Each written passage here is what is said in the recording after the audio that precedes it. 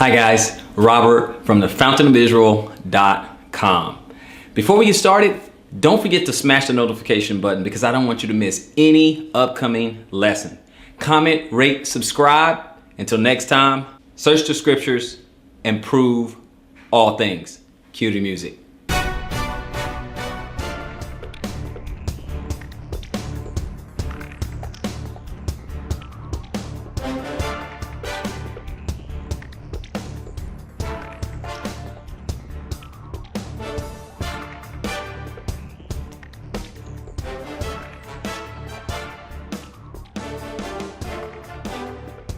All praises to the Most High God of Abraham, Isaac, and Jacob. And peace to everyone joining us on this program. This is a Fountain of Israel Bible Studies program. And as always, it's an honor for me to stand before you on the Lord's Sabbath day. Now, the title of this lesson is The Law of the Beard. The Law of the Beard. Believe it or not, we're actually going to be talking about the beard. Now, I will admit, full disclosure, I'm feeling away. I'm feeling away about this subject. And the reason I'm feeling away about this subject is because you guys can go to the Fountain of Israel channel and you can see that I have lessons. I have over 100 lessons. I think maybe it's approaching 200 lessons or something. I'm not sure. You guys go check that out. I didn't look at the last count. And what seems to happen from time to time is I'll have comments on particular lessons and people out of nowhere will say, "Hey brother, where's your beard?" Okay, now mind you, I have no lessons regarding the beard. I haven't dealt with what the Bible says about the beard. I'm gonna tell you why. The reason why is because there's not that many scriptures regarding the beard. But there's a lot of people who are staunch in their position. They're dogmatic in their approach. And they just say, "Hey brother, where's your beard?" And I would ask in the comment section, I would say, "Hey, listen, did you watch the lesson?" Or what does that question have to do with the lesson? And I'll get little responses and they'll be like, "Hey, yeah, I was just distracted because I was just wondering where your beard," and you know, that sort of thing. That's what I get.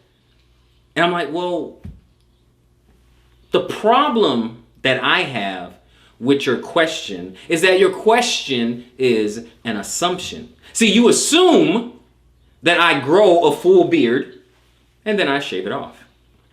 But the fact of the matter is, I don't have a beard. I've never had a full beard. It's not in my DNA. I have a family. Anyone in my family will say, "Hey, I've known Robert all my life or for decades, and I've never seen him with a beard. I never even seen him really with a beginning of a beard. I just, no. They seen a whisker here and there, but no one's ever seen me with a beard." And no, I do not shave off my beard. I don't have one. It is a genetic thing. Okay? I understand some people may be looking like, "Oh my gosh, he's really going on about a beard." Trust me, look at my lesson count on YouTube and realize I have no lessons regarding a beard. However, from time to time, someone will ask, "Where's your beard? What about the beard? What's going on? Why you cut your beard?" So on and so forth. So what I'm going to do is I'm going to address the whole beard situation, the beard law, and facial hair in general, and hair on top of the head. We're going to deal with all that. We're going to talk about hair, okay? With an emphasis on the beard so that we can finally, maybe, we can put it to rest so everyone can have an understanding. But before we get started, which we will start in Leviticus 19, but before we get started, I just want everyone to understand it has to do with those who can actually grow a beard in the laws surrounding that. Okay? You have people running around, they have the 12 tribes chart and all that other stuff, which I don't subscribe to. I repeat, I do not subscribe to the 12 tribes chart. But I bring it up for one reason. Some people say, okay, the Native American are from Gad. Hey, they're Israelites. Okay, fine. How many beards do you see on Native Americans? If they're in fact Israelites, right? No beards. So even if you believe that, what if I was from Gad and Gad just didn't have beards? See, the problem is when we assume. Stop assuming. That's all I ask. That's all I ask. Just stop assuming. And then there are certain circumstances, which we will read, when it is time for you to shave. Not only your beard, shave everything. Okay, so we're going to look at all of that. Okay? We're going to begin in Leviticus 19 and verse 27.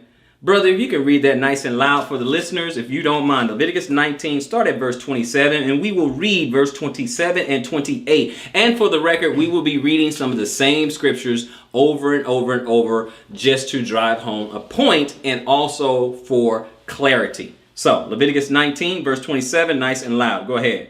Ye shall not round the corners of your heads, neither shalt thou mar the corners of thy beard. Ye shall not make any cuttings in your flesh for the dead, nor print any marks upon you. I am the Lord. Okay, now I want people to understand. Look at what it says here. Okay, in 27 it says, you shall not round the corners of your head, neither shalt thou mar the corners of thy beard. Now what we want to do is we want to look at round, and we also want to look at mar. Is that fair?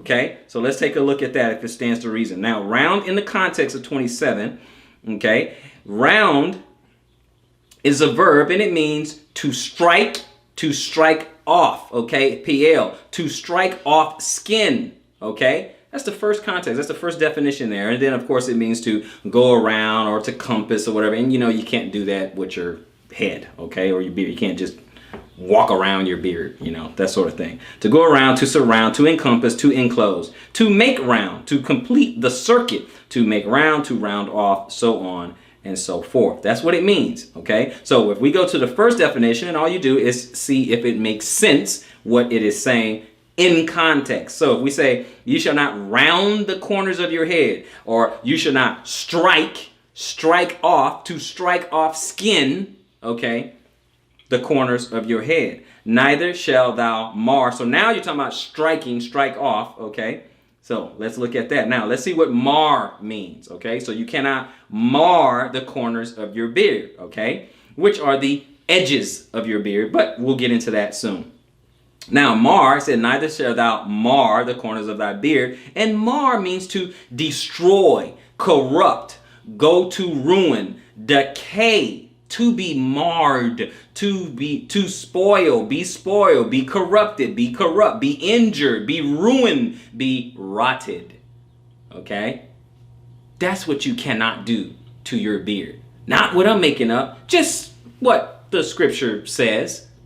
You cannot destroy. Now, let's look at further context, brothers and sisters. In verse 28, it says, okay, to go right along with 27, 28 goes right to the next thing. You shall not make cuttings in your flesh for the dead, nor print any marks upon you. I am the Lord. Now, in context, it's for the dead. You can't do these things for the dead. You cannot destroy your beard and round the corners of your head for the dead. Now, when we look at the descriptions and it's saying to strike, to destroy, to rot, to ruin, to decay, so on and so forth. And you're talking about someone who died, someone whom you love. That you're not going to lament to the point where you are just distraught. You know how back in the day they would rend their clothes? Same thing. Someone died. You're like, oh no, and you're pulling your beard out by your hand. You're grabbing your beard, taking a knife and just hacking it off the side of your face. You're pulling your hair out. We say sometimes when we get frustrated, I'm so frustrated, I want to pull my hair out. Well, they literally did it when they were mourning for the dead. Do we understand? Look at the strong words that they're using to describe what not to do. Because there's other Hebrew words that suggest a trim. Just trim. But they didn't use those words. That's what we're saying. We're saying, look at the context, look at the description, look at everything surrounding it. But some people jump out the window and they're just like, oh yeah, you can't cut. Don't do any of that without looking at the context and the circumstances around. Also go back, look at the history. What were they doing as a culture? It was very common for someone to pull their hair out. It was a shame. Didn't they say at Christ they were pulling out his beard? They were marring his beard. Yes or yes? That's what that was. Just yank it out. Just grab a fistful of it and yank it out. Okay? We can't do that for the dead. Keep it in context. Can't do that for the dead. Go to Leviticus 21. Leviticus 21. Now again, we will visit some of these again, just to drive home the point. But Leviticus 21, I want to start at verse 1 if you don't mind. Leviticus 21 verse 1, nice and loud, brother. Go ahead. And the Lord said unto Moses, Speak unto the priests of the sons of Aaron, Mm-hmm. say unto them, There shall none be defiled for the dead among his people. Okay, so don't defile yourself for the dead. And who's he talking to? Aaron and the sons of Aaron. So this particular Levitical priesthood, this particular line, Aaron is a particular line of the Levites. Okay, so he said, don't defile yourself for the dead. Now let's take a look at what does that look like? Who are they, and what does it look like? Verse 2. Go ahead. But for his kin that is near unto him, Mm-hmm. that is for his mother, Mm-hmm. and for his father, and for his son, and for his daughter, and for his brother, Okay, go ahead. and for his sister a virgin that is nigh unto him, It means she's not married. Anyone? Go ahead. which have had no husband. There you go. Which has no husband. So it explained itself. Go ahead. For her may he be defiled. These are the people who he can, the sons of Aaron, who he is allowed to defile himself because they have died. And so they went to it. They said, okay, but for his kin, because it says, and the Lord said unto Moses, Speak unto the priests, the sons of Aaron, and say unto them, he wasn't talking to everybody, he was just talking about the sons of Aaron, there shall none be defiled for the dead among his people, but for his kin. So this is the exception, okay? That is near to him, real close. And then he defines it, so you don't have to guess. He can defile himself for his mother, for his father, for his son, and for his daughter, and for his brother, and for his sister who's not married. Okay? Who is not married. For her may he be defiled. But verse 4. Go ahead.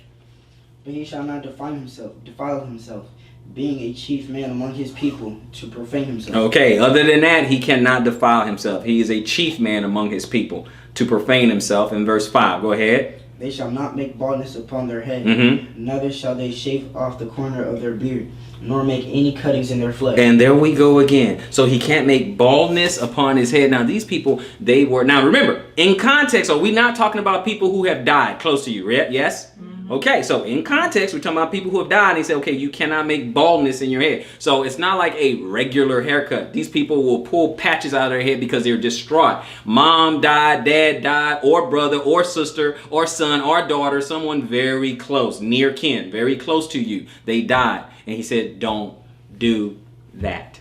Mm-hmm.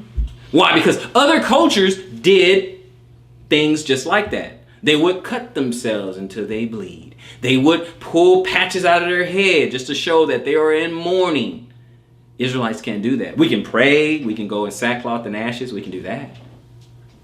But we cannot pull patches out of our beard or pull patches out of our head. We can't do as the other nations has done. So I want us to consider that. Okay, now we're going to look at James 1. But while you guys go to James chapter 1, let me read this one more time. Leviticus 21, 1 through 5. While you guys go over to James chapter 1. And again, it says, And the Lord said unto Moses, Speak unto the priests, the sons of Aaron, and say unto them, There shall none be defiled for the dead among his people, but for his kin that is near unto him. That is, for his mother, and for his father, and for his son, and for his daughter, and for his brother, and for his sister a virgin that is nigh unto him, which had no husband. For her may he be defiled. But he shall not defile himself, being a chief man among his people, to profane himself.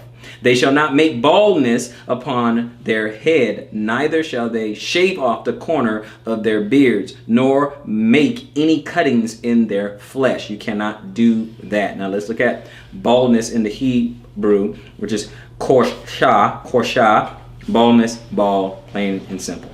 Okay, so now we're going to go over to James chapter 1. And James chapter 1, I want to pick it up at verse 22. James chapter 1, 22. We're going to go 22 to 25. 22 to 25. Go ahead. But be ye doers of the word, and not hearers only, Mm-hmm. deceiving your own selves. For if any be a hearer of the word, and not a doer, he is like unto a man beholding his natural face in a glass. For he beholdeth himself, and goeth his way, and straightway forgetteth what manner of man he was. But whoso looketh like into the perfect law of liberty, and continueth therein, he being not a forgetful hearer, but a doer of the work, this man shall be blessed in his deed. That's all we need. That's all we need. I just want all of us to remember what's going on here. We're going to go to Numbers chapter 6. I want us to be able to look into the law, like I said, the perfect law of liberty, because a lot of people look at it as bondage or treat it as bondage. Or you have a lot of our Torah Nazis out there who come at you 15 different ways, and they cease to check themselves. I spend more time worrying about whether or not I'm keeping the law to the best of my abilities. Obviously, we can't do it perfectly, okay? But I concern myself more with me first than the next person. That doesn't mean I would not check someone, counsel someone, talk to someone, debate, build, sharpen swords with a brother, or anything like that. In fact, I do all those things. However, I am more concerned about what Brother Robert is doing according to Torah before I address someone else. My first thought is not to look at someone's beard. That's fine. You keep your beard, great. Okay, so I'm not going to stand here and poo-poo someone who's wearing a beard just because I can't grow one. If you can grow a beard, you should just grow your beard. That's fine. Okay, but if someone doesn't have it in their genetic code and you don't know that, maybe you should relax a little. Amen? So let's take a look at Numbers chapter 6. Numbers chapter 6, and we're going to pick it up at verse 1, okay? Numbers chapter 6 and verse 1. We just want to go through it. We're probably going to read up to verse 21. So start at 1. We'll read up to 21. Nice and loud. Let the Bible speak.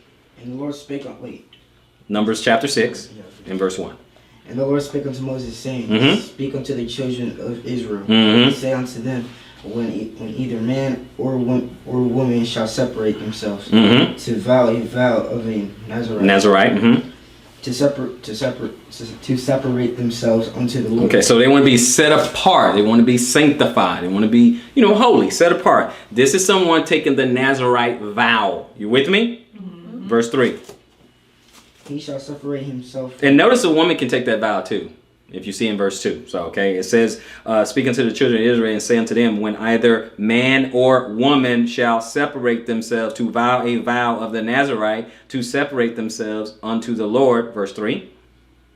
He shall separate himself from wine and strong drink, and shall drink no vinegar of wine or vinegar of strong drink. Neither shall he drink any liquor of grapes, or eat moist grapes or dry. Okay, so no moist grapes, no raisins, none of that. No vinegar, no wine, nothing of the vine. This is really, really hard for someone to do. I would not recommend it unless you're going to live like a monk somewhere. Okay, so I would not recommend it. Verse 4, verse 3, he said, he shall separate himself from wine and strong drink. No wine, no strong drink. That's your Jack too, your Jack Daniels too. And shall drink no vinegar or wine, no salad dressing or anything like that. Vinegar or strong drink, neither shall he drink any liquor or grapes, nor moist grapes or dry. Verse 4. All the days of his separation shall he eat nothing that is made of the vine tree. From the kernels even to the husk. Nothing from the vine tree. You know how many vegetables we got grow from our fruit grow from the vine? Go ahead. All the days of the vow of his separation shall no razor come upon his head. No razor upon his head, so we know this is Samson's vow, right?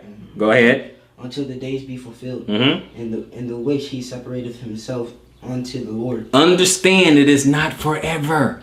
You can do it from birth till death if you want to, but it's a time you appoint. You say, okay, I'm going to do this Nazarite vow for 30 days, 2 weeks, a year, 5 years, a decade. You get what I'm saying? All right. It's what you predetermine what's it going to be. That's why the particular days are not pointed out to you right now. Do you guys follow? Okay. So it says all the days of the vow of his separation, there shall no razor come upon his head, because we're going to deal with all, facial hair and hair on the head and everything. We're just going to deal with hair until the days be fulfilled. That means till time is up. In the which he separated himself unto the Lord, he shall be holy, and shall let the locks of his hair of his head grow. Continue verse 6. All the days that he separated himself unto the Lord, he shall come at no dead body. So I don't care if you get if you have a family member who died or whatever. At this point, no. Okay, at this point, no, you can't do that. Except, but they make But you read about some of those other exceptions with the sons of Aaron's and stuff. But go ahead, verse 7. He shall not make himself unclean for his father. See, no exception. Go ahead. Or for his mother. Nope. Or for his brother. Or for his sister when they die. No exception if you're under the Nazirite vow. Go ahead. Because the consecration of his God is upon his head. Go ahead. All the days of his separation he is holy unto the Lord. Yes, sir. And if any man die very suddenly by him, and he hath defiled the head of his consecration, then he shall shave his head in the day of his cleansing. On the 7th day shall he shave it. Okay, so once it's over, if he mess it up, like someone dies suddenly or whatever, it's over.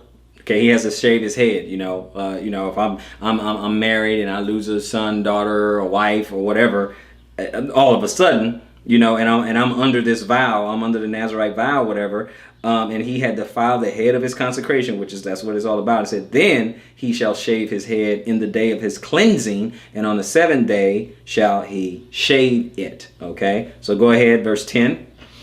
And on the 8th day he shall bring 2 turtles or 2 young pigeons to the priest to the door of the tabernacle of the congregation. And the priest shall offer the one for a sin offering, and the other for a burnt offering, and make an atonement for him, for that he sinned by the dead, and shall hallow his head that same day. Yep, go ahead. And he shall consecrate unto the Lord the days of his separation, and shall bring a lamb of the first year for a trespass offering. But the days that were before it shall be lost, because the separation was defiled. Okay, so it doesn't count. It cuts off. It stops. Okay, it stops. So he was under the vow. Someone died, and now it's time to shave his head. Because remember earlier it says not a razor's not going to come upon his head. Okay, because he's under that particular vow.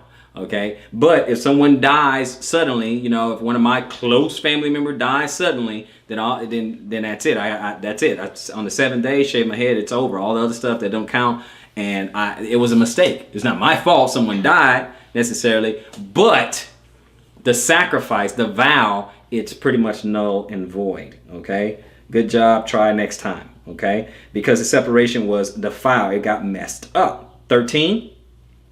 And this is the law of the Nazirite. When the days of his separation are fulfilled, he shall be brought unto the door of the tabernacle of the congregation. Come on. And he shall offer his offering unto the Lord, one he lamb of the first year without blemish for a burnt offering, and one ewe lamb of the first year without blemish for a sin offering, and one ram without blemish for a peace offering. Read on. And a basket of unleavened bread, cakes of fine flour mingled with oil, and wafers of unleavened bread anointed with oil, and their meat offering and their drink offerings. And the priest shall bring them before the Lord, and shall offer his sin offering and his burnt offering. Go ahead. And he shall offer the ram for a sacrifice of peace offerings unto the Lord. With the basket of unleavened bread, the priest shall offer also his meat offering and his drink offering. Come on. And the Nazirite shall shave the head of his separation at the door. Now we're shaving the head. Go ahead, son. Read 18 again. And the Nazirite shall shave the head of his separation at the door of the tabernacle of the congregation, and shall take the hair of the head of his separation, and put it in the fire which is under the sacrifice of the peace offering. Come on. And the priest shall take the solid shoulder of the ram, and one unleavened cake out of the basket, and one unleavened wafer, and shall put them upon the hands of the Nazirite, after the hair of his separation is shaven. After his hair is shaven, so go ahead. And the priest shall wave them for a wave offering before the Lord. This is holy for the priest, with the wave breast and heave shoulder. And after that, the Nazirite may drink wine. After that, he may drink wine. After it's all over. 21.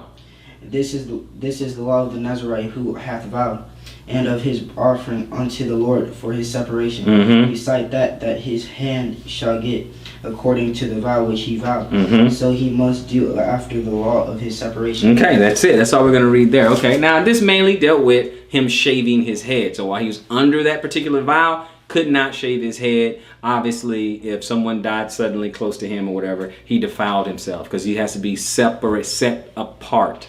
Okay, he has to be. This whole thing was you're making a sacrifice unto the Lord, making yourself holy. So you got to live this thing out. No wine of any sort, of grape, vinegar, none of that. And a razor cannot touch your head. You have to be pure and holy and separated. Okay, very, very hard vow, but our Israelite brethren did do it. Okay, all of them? No. Some of them, should they choose to do it. It was voluntary. And in this particular case, no, you did not have to be, a Levite. Okay, any one of the children of Israel could take this vow if you wanted to. Okay, to do something special and holy unto the Lord. Now, we know the scriptures that from time to time it was acceptable and prudent for men to cut their hair. It just depends. So let's look at 2 Samuel 14. 2 Samuel chapter 14. And we're going to look at verse 25 and 26. I want to get a little bit of context. So 14, go to verse 25. What we're looking for is verse 26, but let's start at 25. But in all Israel there was none to be so much praised as Absalom for his beauty. For his beauty. Mm-hmm. For the sole of his feet even to the crown of his head, there was no blemish in him. This was a very good looking man. Go ahead. And when he pulled his head, for it was at every year's end that he pulled it, Mm-hmm. because the hair was heavy on him. Mm-hmm. He pulled it. He had long, heavy hair. Okay, but let's look at polled. Let's look at polled real quick. Okay, now polled. This is what polled mean, ladies and gentlemen. P-O-L-L-E-D. Galach. Okay, galach. To poll, shave off. Be bald. To shave off. To be shaven. To shave oneself. Are we getting the picture? Okay, so, and when he polled his head, for it was at every year's end that he polled it or shaved it, because the hair was heavy on him before he polled it. Finish that. He weighed the what? He weighed the hair of his head at 200 shekels after the king's weight. Okay. So just so we know, okay, this is Absalom. This didn't say, oh, he's the most wicked person in the world or anything. He shaved his head annually. Okay, so we're talking not his head, but I'm just saying, don't worry, we'll get back to the beard in a second. But I'm just saying, shaved his head annually. Okay, so now we know what polled means. We're not done. Go to Ezekiel 44. Okay, Ezekiel 44. Ezekiel 44. Okay, and when we get to 44, let's look at verse. I just really want one. Really just want one verse. 44 and 20. So this is going the other way. You don't shave, but go ahead. Neither shall they shave their heads, nor suffer their locks to grow long. Mm-hmm. They shall only pull their heads. Okay, so neither shall they shave their heads, nor suffer their locks to grow long. What happens if your locks start growing long? So you're supposed to cut it. Trim it, I should say. You should trim it, because it said don't let them grow long. I guess that would be like too long. Don't let them grow too long. They shall only poll their heads, but it says to poll, to cut, clip, trim. In this case, you can trim your head. You can trim your hair. You do not have to look like a wild man. That's what poll right here in this context, verse 20. Okay, I'll just do it again. Okay, verb. It means to, the description is to cut. It says to cut, clip, trim, shear. So you can trim your hair if you like. Okay, so that's all we wanted for that. Okay, I just want to get an understanding there. Let's see what 1 Corinthians says real quick. 1 Corinthians in the New Testament. 1 Corinthians 11. Okay. Okay, so there's usually like a little bit of confusion sometime, okay, that when we read 1 Corinthians 11, give me verse 14, one verse, 11 verse 14. Doth not even nature itself teach you that if a man have long hair, it is all shame unto him. Okay, that means you can but you can trim it. And we can't say that, oh, it's a shame for a man to have long hair. I mean, Samson had long hair. Okay, we see Absalom, he had long hair. We see, there's certain people, they actually had long hair. It's just we have to understand the context, because long is subjective. Wouldn't you agree? Depends. What do you mean? What's long? 3 inches, 5, 8, 10, 15? All right. So you can trim your hair. You can have, you can trim it. Just have, nice, a nice decent length. Besides that, when you went before a king or something like that, you just didn't go any old way, like you just rolled out of bed, right? Got to get yourself together. You look decent. You're about to stand before the king, right? Okay, so we got to consider some of these things. Let's look at context. Doesn't mean you got to have a bowl cut. Doesn't mean you have to have a military buzz cut. Doesn't mean that, let's look at context. Let's do our history. So anyway, let's go to the next one, which is Acts 18. Acts chapter 18, okay? Oh, you can't cut your hair. Oh, you can't cut your hair. Don't cut your hair. Don't cut your hair. And I don't know about that.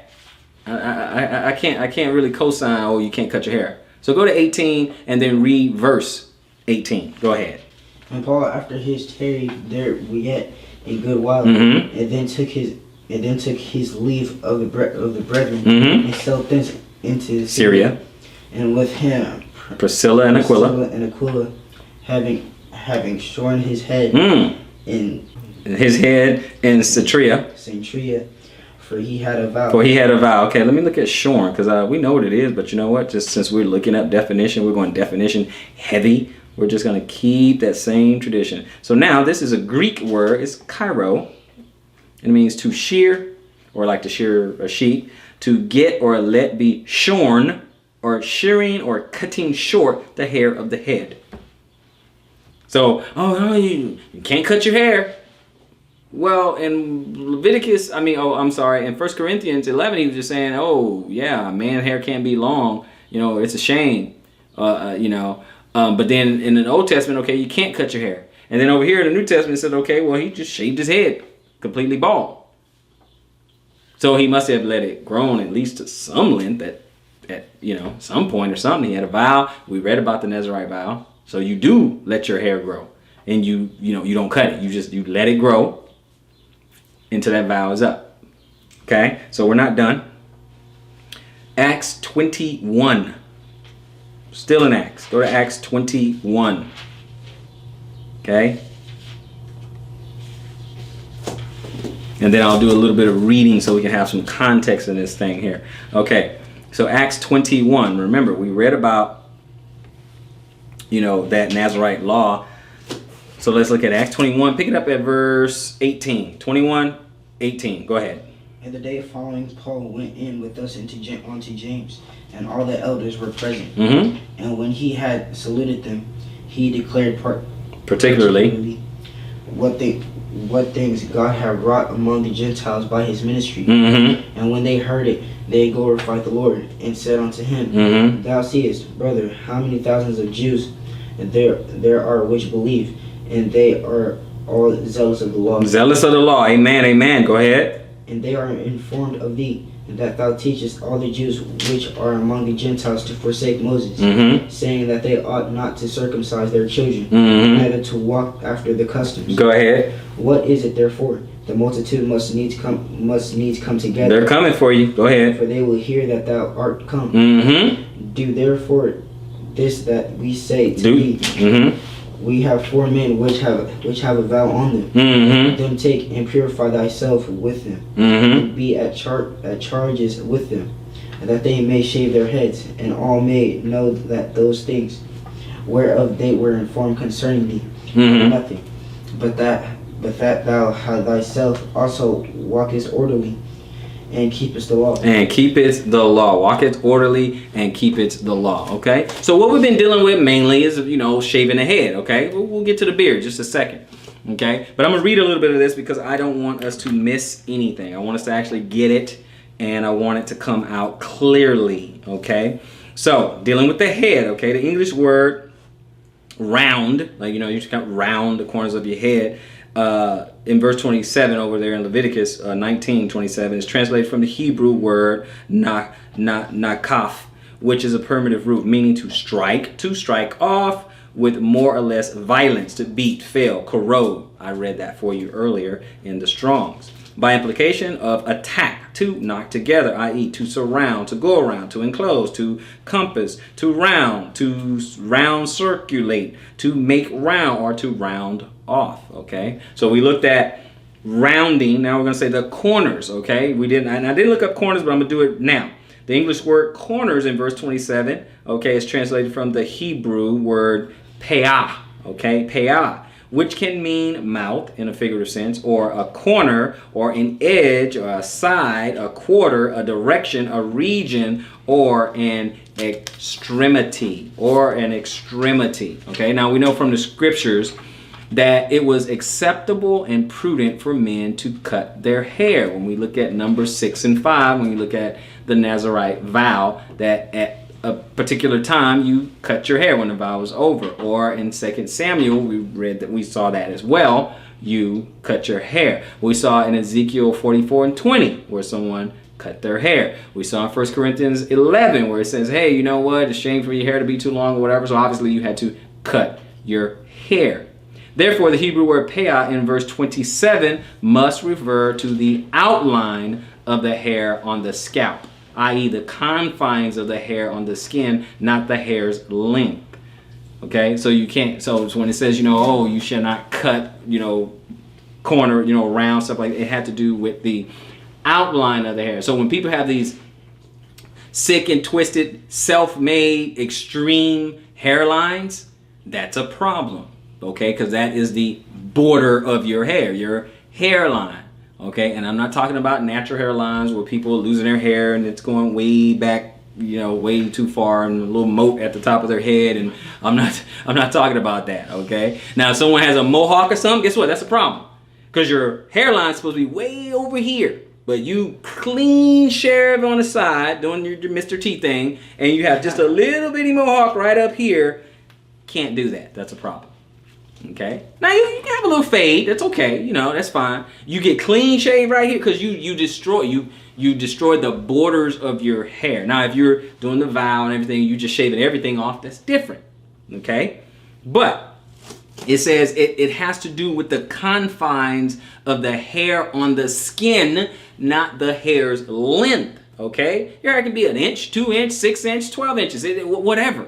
Okay, that's fine. Like I said Samson, we know he had locks. He had long dreadlocks. We know if Absalom's hair is heavy, we know a little bitty afro is not going to do it. You need a little bit more hair than that, right? Mm-hmm. So he had long hair, okay? So it's not the length, okay? It is the confines, the border, what we say today, the hairline, okay? Don't destroy the hairline. And some of us can have some very extreme designs, and mostly the fellas, okay, when we're talking about the males as far as our hairlines, it's the fellas. The women typically doesn't have crazy hairlines. They don't really do all these designs and everything on a hairline typically, okay, because I know someone's gonna pop up and be like, oh, well, look at the picture of this woman. Okay, yeah, I know, but typically women don't do that. Men do. We get all kinds of designs and stuff in our head and do our hairlines all kind of freaky ways. But let's look at Deuteronomy 14 and 1. Take a look real quick. Deuteronomy 14 and 1, and then we're going to continue. We're going to read just 2 verses, 14, 1 and 2. Okay? Because we have to go back to context one more time. Deuteronomy 14 and 1, and when you get there, let the Bible speak. Ye are the children of the Lord, your God. Ye shall not cut yourselves, nor make any baldness between your eyes for the dead. Okay, now look at what he said. For the dead. Let's keep in context. Don't let someone take it away from you. Because a lot of times when someone tries to make a point and they're desperate, and when we say, grasping at straws, what do they take away from you? The context. They'll say whatever, take out the context, and then, this is what it is. So always try to stay in context, okay? He said, ye are the children of the Lord your God. Ye shall not cut yourselves or make any baldness between your eyes for the dead. Verse 2. For thou art an holy people unto the Lord thy God, and the Lord hath chosen thee to be a peculiar people unto himself Mm-hmm. above all the nations that are upon the earth. Now, he wants you to do certain things. He wants you to do things different. Why? Because listen, Israel, listen. We are supposed to be a little different. So are you going to stand out a little bit? Yes. You're going to be a little bit weird to other people? Yes. They're going to be wondering, why do you do this? Why do you do that? Why do you wear this? Different. You operate by a different set of rules. And by design, he wants you to be set apart. Period. So when we mourn for the dead, it looks a little bit different than how other people mourn for the dead. Okay, we don't get to fall out on the floor and snot and cry and do all that other stuff and start pulling out, yanking our hair out. No, we don't. No, you don't do that. You can pray, you sob, sackcloth, ashes. You can do stuff like that. Okay, but we cannot do what other people do. No more. You don't light candles and build a shrine in the corner of your house and No, you don't do as other nations do it. Okay? Now we're still trying to keep this lesson on track dealing with the hair. But I did a phrase, between baldness between the eyes and stuff like that. So since most people do not have any significant hair, quote unquote, between the eyes, okay, this phrase is usually understood as meaning the hair on the front of the head, above the eyes. Again, hairline, got up there. Bearing this in mind, we learn two things from Deuteronomy 14. Firstly, we learn that the prohibition is not necessarily a bowl cut, but making any baldness around the edges of the head. Secondly, we see that the prohibition is specifically in the context of mourning.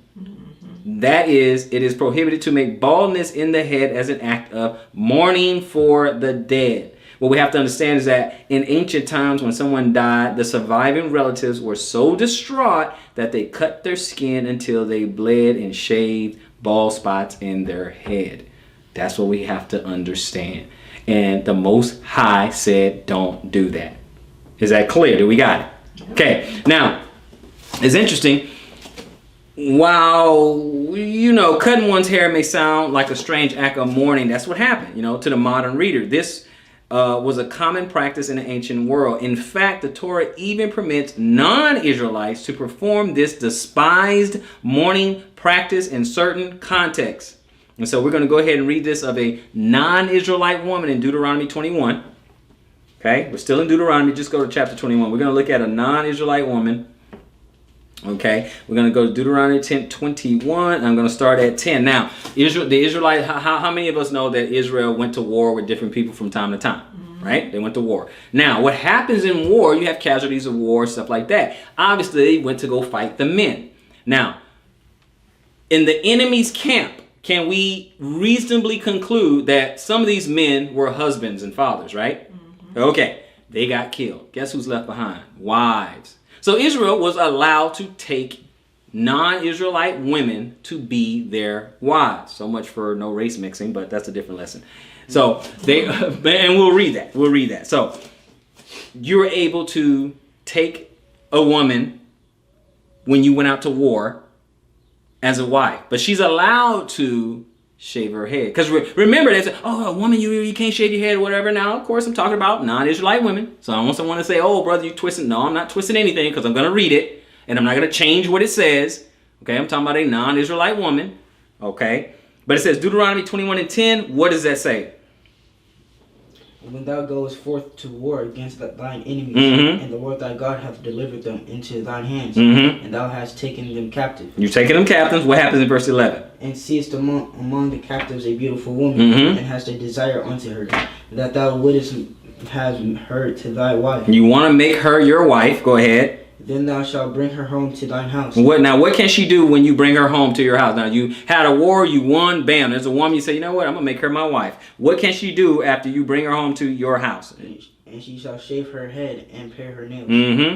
And she shall put the raiment of her captivity from off her, and shall remain in thine house, and be well her father and her mother a full month. And after that thou shalt go in unto her, and be her husband, and shall be thy wife. Okay, now did it have this big old ceremony and wedding planners and all that other stuff, or did he just say go into her and you're gonna be her husband, she'll be your wife, right?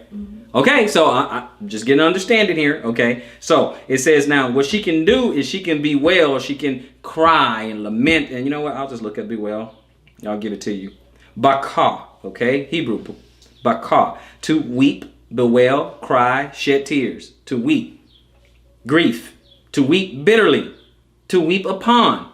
Are we getting an idea? Okay, so no problem. So it says, so she'll be in your house and she can bewail her father and her mother for a full month. But after that, then you can go in unto her and be her husband, and she will be thy wife. 14. And it shall be, if thou have no delight in her, then thou shalt let her go whither she will. Mm-hmm. But thou shalt not sell her at all for money. Yep, why not? Thou shalt not make merchandise of her. You ain't going to profit from her. Go ahead. But why? Because thou hast humbled her. Because you slept with her, so you're not going to get a dowry price or something like that, and you can't sell wives. Okay? Can't sell wives. That's not a thing in Israel. Can't do that. Okay? Now, like I said, this particular woman was able to shave her head, okay, and mourn her relatives and mourn her loved ones. Okay? Let's look at Acts 8 and 10. Let's take a look at that real quick. No, Amos. Sorry, Amos. 8, one verse. Amos 8. Okay? Let's look at this real quick. And give me verse 10, one verse. Go ahead. And I will turn your feasts into mourning, mm-hmm. and all your songs into lamentation. And I will bring up sackcloth upon all loins, mm-hmm. and baldness upon every head. Mm-hmm. And I will make it as the mourning of an only son, and the end thereof as a bitter day. Okay, now this again, mourning. Okay, he just said, and I will turn your feasts into mourning. So this is like a sad thing happening, and all your songs into lamentation. Instead of these cheerful, laughful, praiseworthy songs, going to be lamentations. And I will bring up sackcloth upon your loins and baldness upon your head. Okay, now this is the Lord doing it. Okay, so he put baldness upon your head. That's him doing it. Let's go one more other place. Micah 1. Okay, it's only 3 chapters up. Micah chapter 1. I just want to read basically the last verse. Okay. Basically the last verse 16. Micah 1 and 16. Read that for me, brother. Make thee bald, and pull thee for thy delicate children. Enlarge thy baldness as the eagle. Mm-hmm. For they are gone into captivity. Okay, so so he said, make them bald. Poll. So cut, trim. Go ahead, and you just go ahead and do that.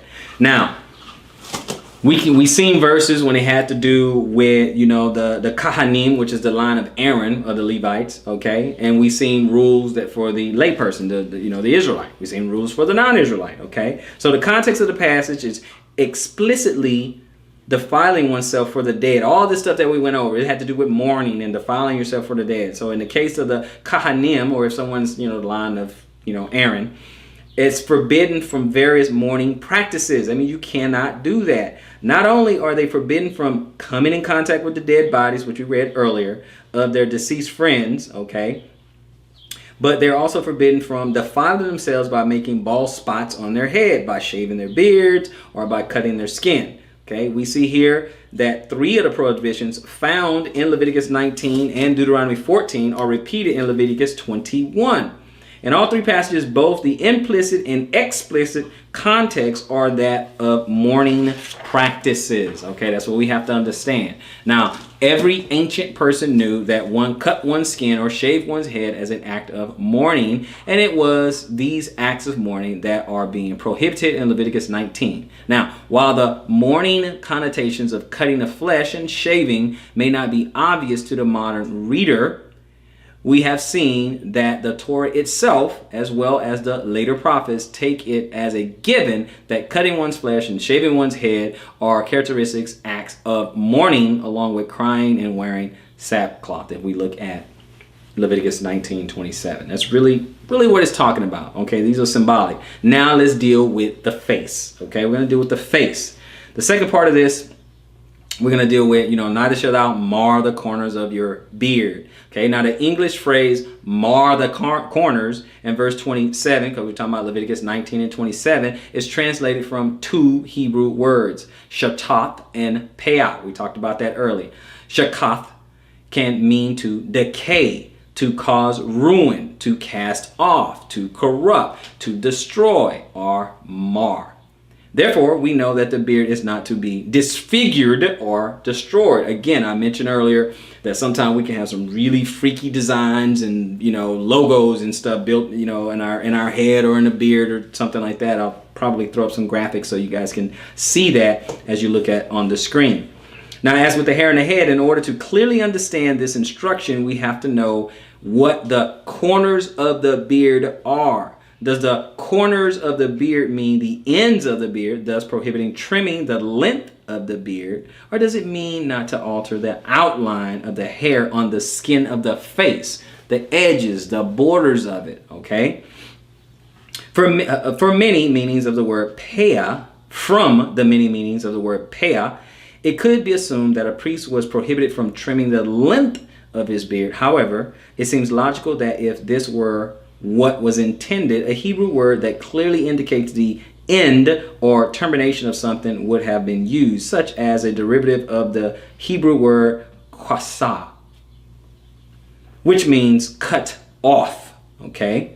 The Hebrew words kasat, kase, kasi, and kasu, derived from kasa, or Q-A-S-A, is noun form express a termination point of a thing, which as a border or a coastline or to tip or the tip of a rod. Okay, so that's really what it means. It's the edge, the outer border. Okay, some of those words could have been used, a border or a coastline. Okay, because the Hebrew word pea used in verse 27 does not clearly define the totality of the beard and is the same word used to define the limits of the hair on the head, and no Hebrew word is used in verse 27 to define the length of the beard. It seems logical to assume that the corners, i.e. pea, of the beard refers to the hair on the skin of the face and not the hair's length. Okay, so you can trim. You don't have to have a woolly beard that goes all the way down to your navel. Okay, you can trim it if you want. You can trim it. Okay, the meaning of both Hebrew words that define what was not to be done to a man's beard depends on the context in which these words are used. Therefore, the following are logical assumptions concerning a man's beard. 1. The instruction is speaking to an existing beard and something that is not to be done to it. 2. As with the hair on the head, beards do not have corners. Beards are naturally rounded to the contour of the face. Yes or yes? Mm-hmm. Therefore, the Hebrew word shakath indicates that the edges of an existing beard on the face are not to be altered. The edges. In other words, the hair on the skin of the face is not to be shaped into an unnatural configuration. So if you have a beard, you shouldn't have designs of lightning bolts in your beard, Nike swooshes and stuff, okay? That's unnatural. Would you agree? Can't have that, okay? 3, the instruction in verse 27 is not speaking to the removal of the beard, because if it were, there would be no reason to mention the pea or the corners of the beard in a context of altering a beard. Therefore, a more correct translation of the instruction is neither shall ye mar the corners of the beard would be neither shall y'all destroy the edges of the beard. Okay, mar the corners, that deals with the edge, the outline. Okay, you want to mar the corners of it, so it's just talking about the edge of it. Or it would say, or it would say, you shall not destroy the edges of your beard. Okay, so none of these unnatural configurations. Okay. It is clear from the instruction, verse 27, that a prohibition against disfiguring the beard is contained in this law, so the following can be logically assumed thus far in the analysis of this law. 27, verse 27, prohibits Israelite males of the general population from altering the outline of an existing beard. Remember, it says existing on the skin of the face. And 27 does not prohibit Israelite males from shaving off their beard. Doesn't prevent them from shaving it off. Okay. And verse 27 does not prohibit Israelite males from trimming the length of their beard. Okay. So although the law does not clearly state that all adult Israelite males must wear beards, the biblical evidence clearly shows that this was the case. Meaning that, yeah, of course there are Israelite men who had beards. Okay. If you had one. It's like saying, okay, here are the rules for your wife. You know, you got to provide for them, food, clothes, raiment, conjugal rights. But what if you don't have a wife? doesn't apply. So if you don't have a beard, doesn't apply. Make sense? Okay. So the record also shows that it was a disgrace for Israelite male to have his beard disfigured or shaved off for reasons other than those specifically granted within God's law or required by God for a specific reason. Okay. So those are the things that we have to remember. Okay. So let's go to also, let's read a few more things here. Because it was pretty common. You guys go to Psalms 133, and let me read a couple more things. Now, making a bald spot on your head as an act of mourning, can't do it. Shaving a beard as an act of mourning, can't do it. Cutting the skin as an act of mourning, can't do it. Writing on the skin as an act of mourning, cannot do it. Okay, so we'll talk a little bit about tattoos and stuff like that. But interestingly, the making of tattoos as an act of mourning is the most elusive in this list. It is only mentioned once in Leviticus 19:28. And then never really alluded to again in the Tanakh. Okay, the reference is made to writing on the flesh as an act of dedication to Jehovah, or in Isaiah 44:5, but never as an act of mourning. So, the tattoo things, it's a different reading. Tattoo is not always associated with mourning, as it were. Okay, now it was pretty common for Israelite men to have beards, but let's look at Psalm 133 and start to wrap things up. Psalm 133 and start at verse 1.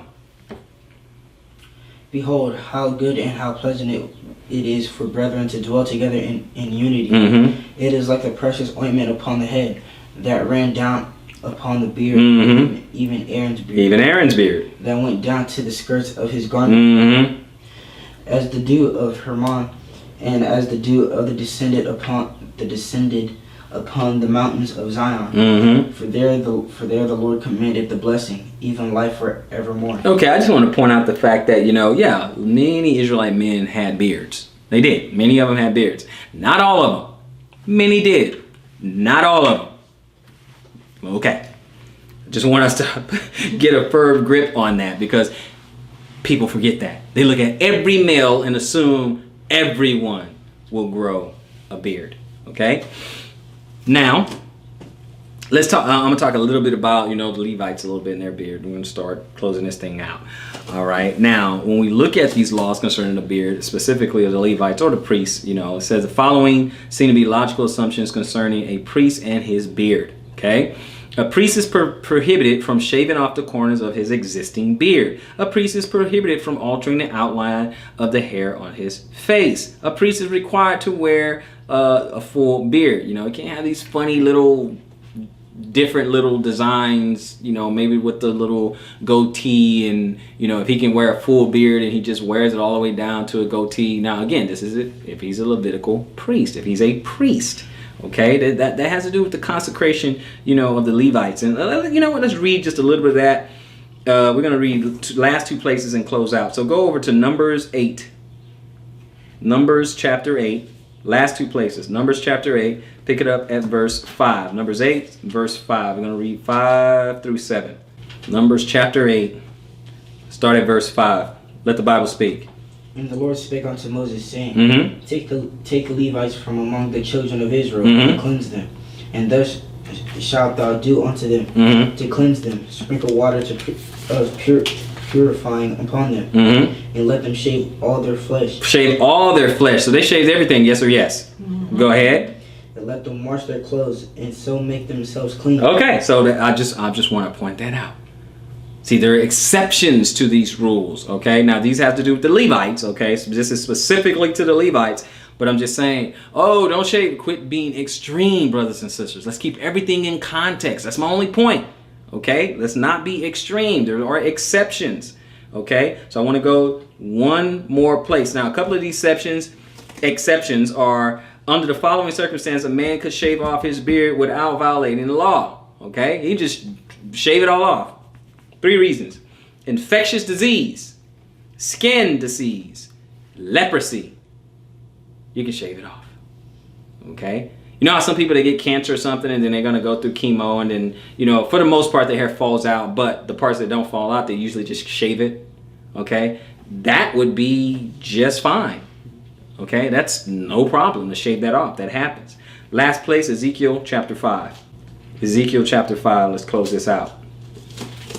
Okay? Because there was a time where the Lord told Ezekiel, just shave. Okay? Just shave. It's time to shave. So Ezekiel chapter 5, pick it up at verse 1. Let's take a look at this. Chapter 5, verse 1. Yes, sir. Ezekiel chapter 5, verse 1. Let the Bible speak. And thou, son of man, take thee a sharp knife. Take thee a barber's razor. What? Now we know what that's for, right? Take a knife. Take a barber's razor. Go ahead. And cause it to pass upon thine head and upon thy beard. And what? His head and his beard? Shaving everything, huh? This is Ezekiel. The Lord talking to Ezekiel, right? Go ahead. Last time I checked. Go ahead. Then take thee balances to weight. Mm-hmm. Divide the hair. Yep. And thou shalt burn with fire a third part in the midst of the city. Mm-hmm. When the days of the siege are fulfilled, and thou shalt take the third part, and smite about it with a knife. And a third part thou shalt scatter in the wind. Mm-hmm. And I will draw out a sword after them. Mm-hmm. Thou shalt also take thereof a few in number, Mm-hmm. and bind them in thy skirts. Mm-hmm. And then take of them again, and cast them into the midst of the fire, Mhm. and burn them in the fire. Mhm. For thereof shall a fire come forth into all the house of Israel. Okay, now the Lord he is doing this for a particular reason, but I did want to point out that he told him to, cut because there's exceptions. See, we don't see anywhere in the Bible where the Lord says, okay, he take this piece of pork and go ahead and eat that, and I want to show you something. We don't see that now, do we? So it can't be all bad just because someone has to shave their beard, in this case, head and beard. So Ezekiel had a beard. His hair and the beard. Shaved the hair on his head and his beard. Everything. Yeah, you can read read more of it, but he still did it. Okay? So it is not an evil act per se, because the Most High doesn't deal like that. He doesn't tell you to go do 15 different wicked things that is abominable to him or detestable to him. He just doesn't, do that. Not like that. Okay? Not like that. Yeah, he did some things that, have you scratching your head, but not in this case. Okay? Not this one. Shaving your head and shaving your beard is not abominable. Okay? So let's just keep these things in context. So now that I finally, after over 100, I have to go look at my lesson count. Finally, okay, after close to 200 lessons or whatever, I finally have a beard lesson, so I can deal with those people. Brother, where's your beard? I say, brother, sister, why are you assuming that I can grow a full beard? And as I said in the beginning, I was feeling away because I keep getting these questions over and over and over, and it has me scratching my head. It has me wondering, I'm like, why? How is that distracting someone? How is that distracting someone? I don't get it. But I understand some people are just trying to correct and help each other, and if that's the intent, hey, God bless you. But if not, if it's just to stroke your own ego and say, hey, you know what, I know something, this brother over here is violating the law, this brother here is out of order, because you're quick to point fingers, you're eager to point out the sins of your brother, then maybe you should humble yourself a little bit. So if it's meant in love, God bless you. Thank you, brothers and sisters. But for those out there who want to abuse the law and just want to puff out your chest or whatever, just humble yourselves. Now with that, this has been the law of the beard. The law of the beard. I hope someone has been edified. Thank you all for joining us each and every week. Until next time, peace, Israel. Lead 3-0.